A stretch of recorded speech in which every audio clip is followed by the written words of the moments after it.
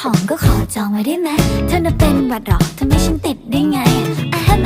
ไม่รู้ว่าเป็นอะไรไอจามมันไม่ดีงั้นขอไอจีแทนได้ไหม